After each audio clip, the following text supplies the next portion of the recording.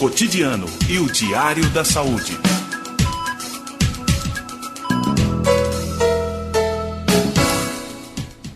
Neste sábado, 11 de abril, é celebrado o Dia Mundial do Parkinson. Estima-se que atualmente mais de 200 mil pessoas no Brasil sejam acometidas pelo mal de Parkinson, que costuma avançar lentamente e com sintomas facilmente confundidos com os de outras doenças. Essa semelhança de sintomas frequentemente retarda o diagnóstico do mal de Parkinson e, consequentemente, o tratamento adequado. Sobre esse assunto, a gente conversa agora com o Dr. Cláudio Fernandes Correia, neurocirurgião funcional, especialista em movimentos involuntários. Dr. Cláudio, boa tarde, seja bem-vindo, tudo bem? Muito obrigado, como vai? Tudo bem.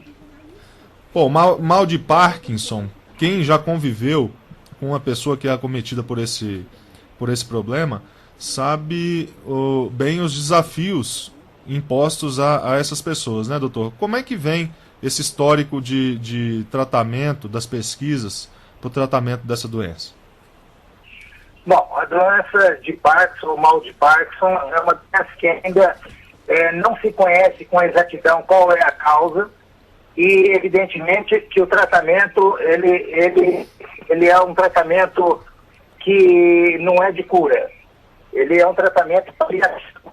Claro que houve avanços significativos no tratamento de alguns dos sintomas da doença de Parkinson, entre eles os dois mais importantes, que é o tremor e a rigidez. A rigidez e o tremor são sintomas que limitam significativamente o paciente, progressivamente, às vezes até para ele movimentar-se no leito, fazendo uma rotação de um lado para o outro na cama, isso ele tem dificuldade de fazer.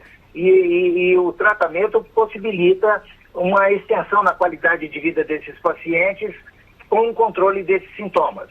Mas é uma doença que afeta aí cerca de 200 mil por cada 100 mil habitantes por ano.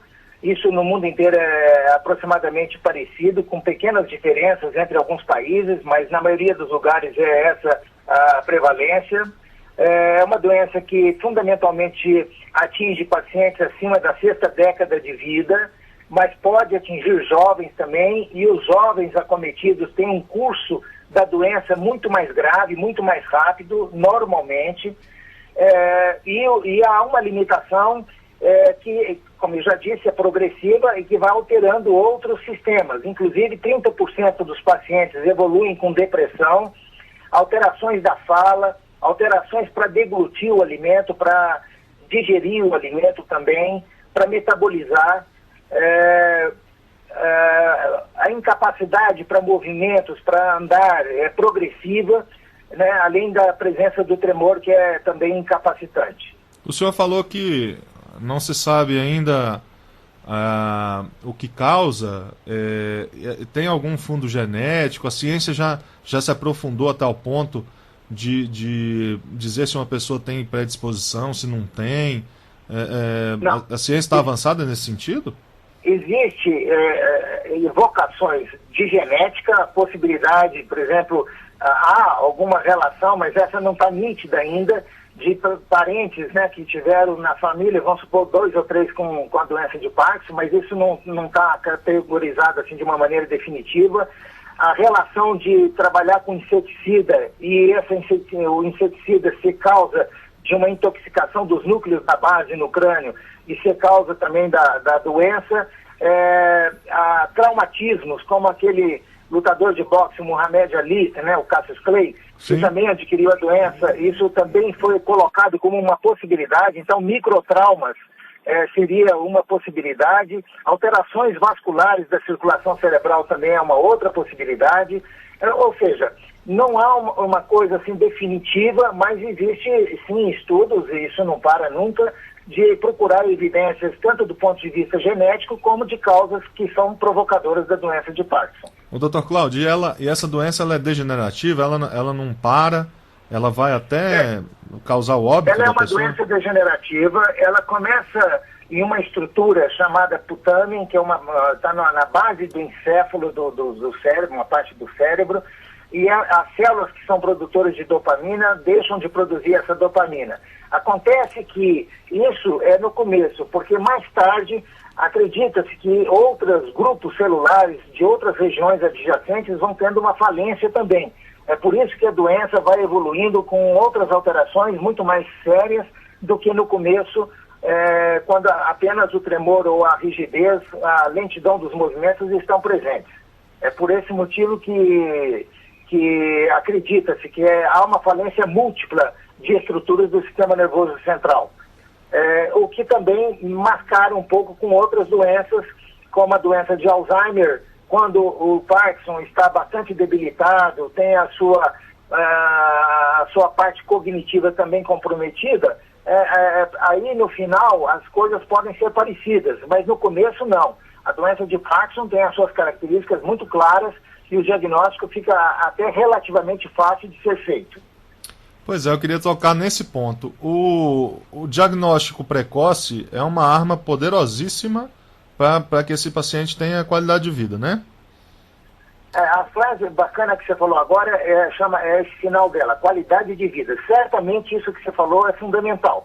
Quanto mais precoce o diagnóstico e mais rapidamente se inicia toda a gama de tratamento que envolve medicina física, tratamento medicamentoso e às vezes tratamento na área da saúde mental, porque como eu já disse, 30% evoluem com depressão também, é claro que você vai dar a esse paciente uma qualidade de vida muito melhorada, e não só a ele, mas também aos familiares e cuidadores, porque você vai torná-lo por tempo mais longo com uma atividade próxima da normalidade. Então isso é sempre vantajoso, diagnóstico precoce e instalar o tratamento adequado o mais precoce possível. E é fácil fazer esse diagnóstico precoce? No Brasil a gente tem pessoal qualificado para isso? Não, tem, mas a área mais adequada, mais apropriada para isso é a neurologia. Porque eu diria que tem dois grupos principais de doentes. Aquele que começa apresentando um movimento involuntário, o tremor, ele fica até mais fácil de, até familiares que não estão acostumados, perceber que algo estranho está presente porque é físico. Mas um grupo muito grande de pacientes não começa com tremor, ele começa com uma lentidão dos movimentos, uma lentidão da fala. O paciente que antes caminhava com mais desenvoltura passa a caminhar com mais calma, vamos chamar assim, entre aspas. O movimento dos braços, que esse balançar quando você caminha, para de acontecer. Vai levar o garfo com o alimento até a boca, faz com mais lentidão esse movimento. Esses aspectos, inclusive da fala e também dos movimentos, chama a atenção. Quando você então percebe que aquele ente familiar que tinha uma desenvoltura até o ano passado e esse ano começou a ficar diferente, é uma boa probabilidade de de levar o paciente a um neurologista e confirmar, porque o diagnóstico é um diagnóstico clínico, ele vai examinar, vai encontrar uma rigidez, vai encontrar alguns sinais neurológicos que corroboram o diagnóstico da doença de Parkinson. Quem é da minha geração, hoje eu tenho 37 anos, assistiu aquele filme famoso lá do Spielberg, o De Volta para o Futuro, que tem aquele ator americano, Michael J. Fox. Isso. E ele foi diagnosticado com a doença há muito tempo atrás, né? Isso.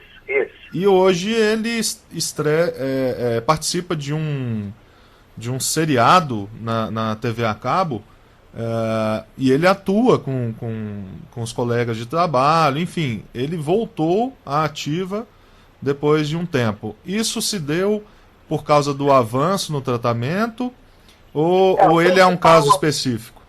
Não. O principal, a doença é progressiva. Em todos pode ser famoso ou não famoso, não regride. Ou não, ela não regride. O que acontece é que hoje tem tecnologia de implante de neuroestimuladores que vão controlar dois dos mais importantes sintomas, que é exatamente a rigidez e o movimento involuntário, o tremor. Esses dois sintomas podem até ser, digamos assim, os dois sintomas até curados, mas a doença tem outras características que vão progredindo. Essa falência múltipla de outros sistemas neurológicos dentro do encéfalo, eles são progressivos, mesmo com um tratamento apropriado. Aqui no Brasil nós fazemos essa cirurgia já há algum tempo e a mesma, inclusive com o mesmo material, a mesma tecnologia, porque tem 3 empresas no mundo, elas são americanas e produzem esses neuroestimuladores, né? São empresas que produzem, por exemplo, o marca-passo para o coração e produzem o marca-passo para o cérebro, que é esse neuroestimulador que vai controlar esses 2 sintomas. E é uma cirurgia relativamente... Tem sua tecnologia, existe necessidade da presença até de um físico para cálculo de alvos, onde você vai colocar os eletrodos, mas é uma cirurgia que tem 1 a 2% de risco. Então é uma cirurgia extremamente segura e que vai trazer uma qualidade espetacular de vida ao paciente. Doutor Cláudio, é claro que quando a pessoa tem condições financeiras, tal, ela sempre procura o melhor tratamento. Mas no Brasil, no Sistema Único de Saúde, já é oferecido esse tipo de marca-passo cerebral, assim? Como o senhor disse? Aí nós estamos falando num país que esse também é um pedaço de tantos outros problemas que existem, né? Uhum. Aqui no Brasil, até parece que nós é que somos o país do primeiro mundo, porque você vê que você vai lá nos Estados Unidos e compra um carro que aqui custa 250 mil reais, você compra por 45 mil dólares, lá 40 mil dólares. Uhum. Então parece que lá que ganha um pouco e nós é que ganhamos demais. E, lamentavelmente, todo produto importado, mesmo com essa finalidade social significativamente importante, é a mesma coisa. Um material que lá custa, que aqui para implantar custa 120 mil reais, lá você com 15 mil dólares, 10 mil dólares, você está fazendo a mesma coisa. Então, realmente há uma disparidade muito grande. E mesmo esse aspecto que eu estou falando, que tem uma relevância social muito grande, acontece a mesma coisa. Se por um lado você poderia falar, pô, mas o carro é só uma pessoa que é bem... não é uma necessidade para qualidade de vida. Ele pode comprar um carro mais simples, mas no caso da saúde não se trata dessa mesma situação. Então, em hospitais do SUS, isso não existe. O que existe é pontualmente algumas universidades, como por exemplo a USP aqui em São Paulo, que tem um serviço de neurocirurgia funcional que tem designado para pesquisa, mas para um tipo de paciente, a chance de fazer a mesma coisa que se faz nesses grandes centros que nós estamos discutindo. O senhor é idealizador e coordenador do Centro de Dor e Neurocirurgia Funcional do Hospital 9 de Julho, não é isso? Em São Paulo, exatamente. E lá, o tratamento, ele é gratuito, ele é pago? Não, ele não é gratuito, mas a Anvisa e os órgãos regulamentadores de procedimentos operatórios no nosso país, isso está previsto para qualquer convênio. Uhum. Você fundamentando isso através de relatórios e métodos diagnósticos, isso está previsto na legislação brasileira. Então, o paciente que tem seguro-saúde e convênio, ele tem, quando indicado corretamente, a possibilidade legal de tratamento, sem dúvida alguma. Porque no Brasil isso é feito rotineiramente nos grandes centros capacitados para isso. Doutor Cláudio, amanhã, então, é lembrado o Dia Mundial do Parkinson. Qual é o recado que o senhor passa às pessoas que estão nos ouvindo aqui em Brasília e também no Rio de Janeiro? O recado que eu passo é ter o conhecimento de que a doença, ela pode, quando diagnosticada, ser tratada e melhorar a qualidade de vida por tempo bastante longo, permitindo social e fisicamente que esse paciente tenha um desempenho próximo da normalidade por um tempo muito mais longo do que se não for nada for feito.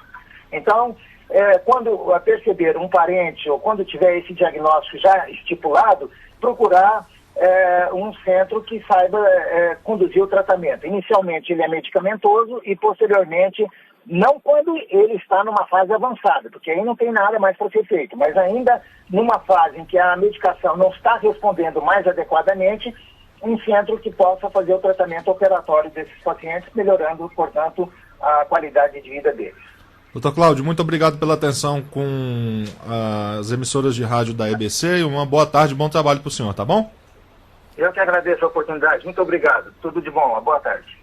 Tá aí, você ouviu o Dr. Cláudio Fernandes Corrêa, neurocirurgião funcional especialista em movimentos involuntários, falando sobre o mal de Parkinson, cujo dia é celebrado amanhã, Dia Mundial do Parkinson.